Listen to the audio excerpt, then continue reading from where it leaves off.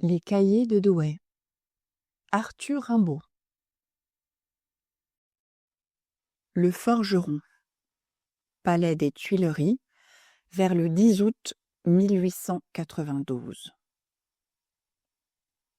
Le bras sur un marteau gigantesque effrayant, d'ivresse et de grandeur le front vaste riant, comme un clairon d'airain avec toute sa bouche, et prenant ce gros-là dans son regard farouche, le forgeron parlait à Louis XVI un jour que le peuple était là se dordant tout autour, et sur les lambris d'or traînant sa veste sale.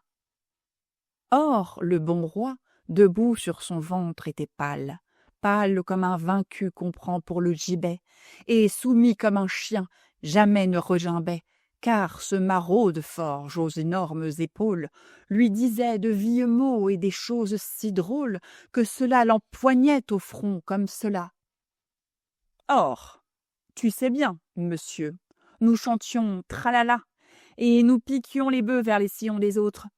Le chanoine au soleil filait des pattes nôtres sur des chapelets clairs grenés de pièces d'or.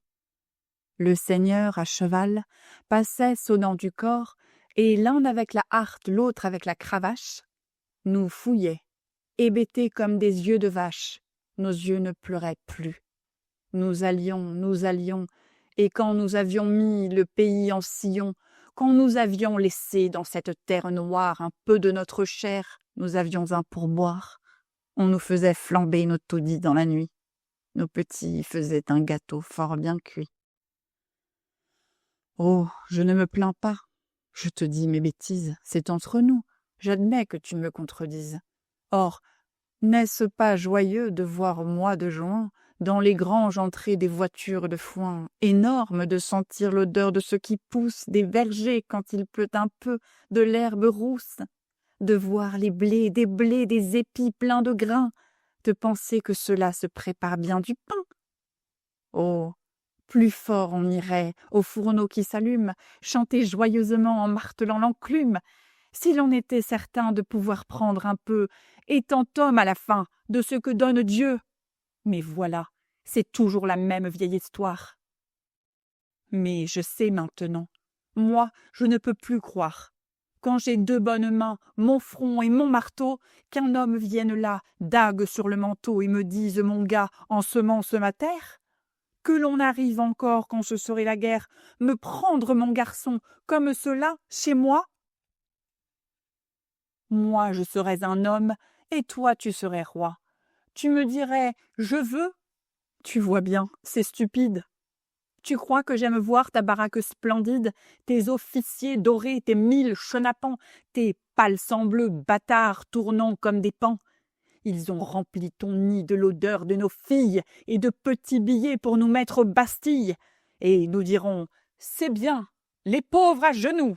Nous dorerons ton Louvre en donnant nos gros sous, et tu te saouleras, tu feras belle fête. Et ces messieurs riront, les reins sur notre tête. Non, ces saletés-là datent de nos papas.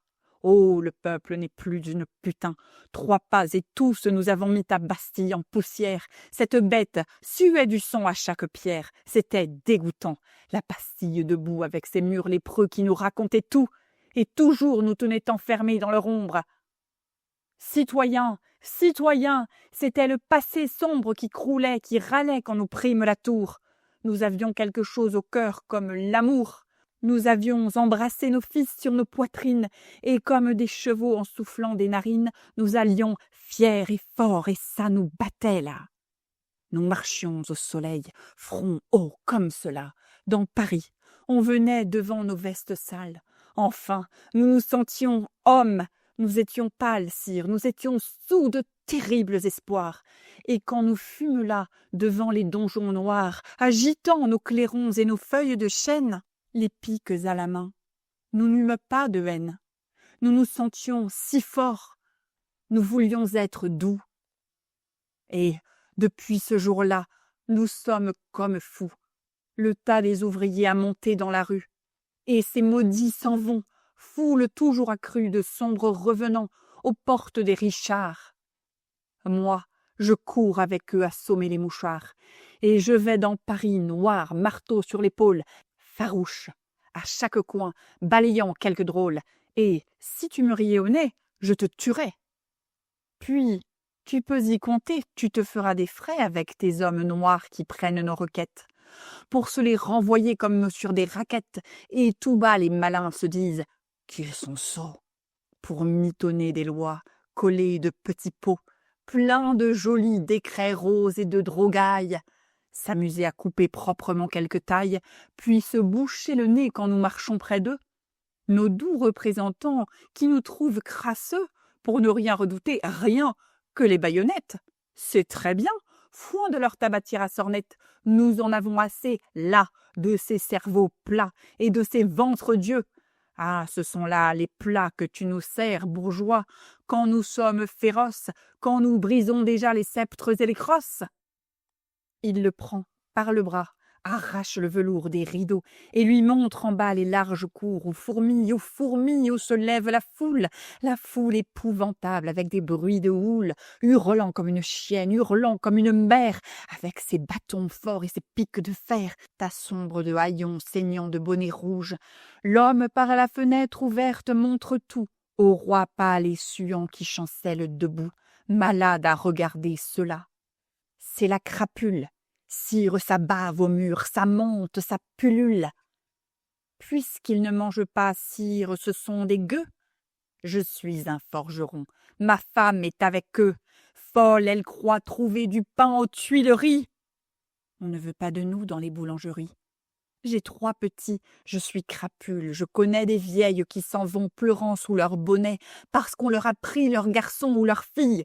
C'est la crapule, un homme était à la Bastille, un autre était forçat, et tous 2 citoyens, honnêtes, libérés, ils sont comme des chiens.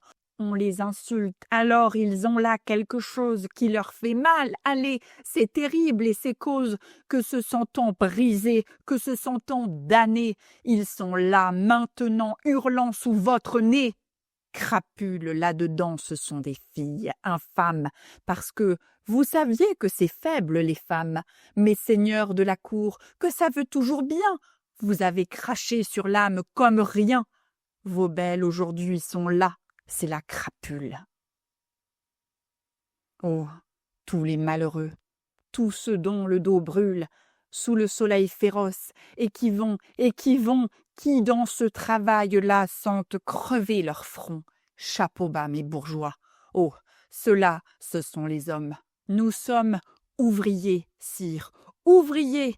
Nous sommes pour les grands temps nouveaux où l'on voudra savoir, où l'homme forgera du matin jusqu'au soir, chasseur des grands effets, chasseur des grandes causes, où lentement vainqueur il domptera les choses et montera sur tout comme sur un cheval. Oh, splendide lueur des forges, plus de mal, plus.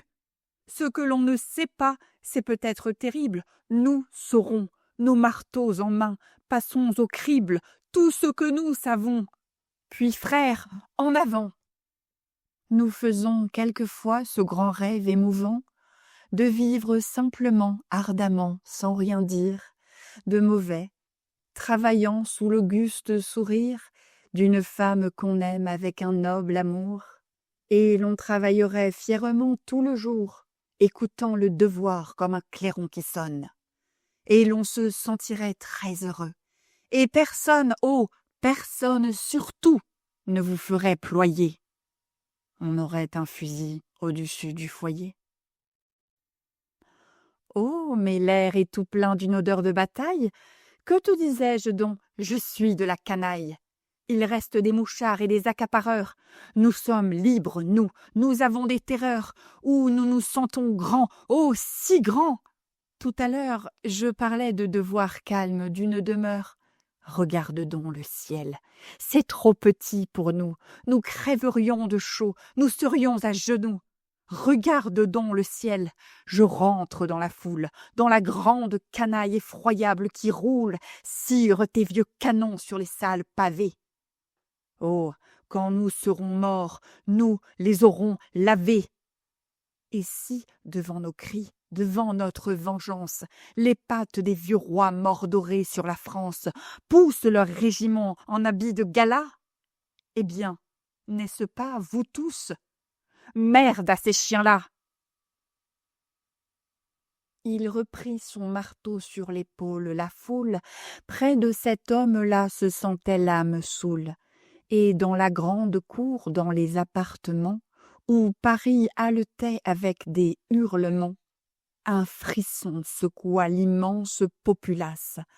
Alors, de sa main large et superbe de crasse, bien que le roi ventru suât, le forgeron terrible lui jeta le bonnet rouge au front.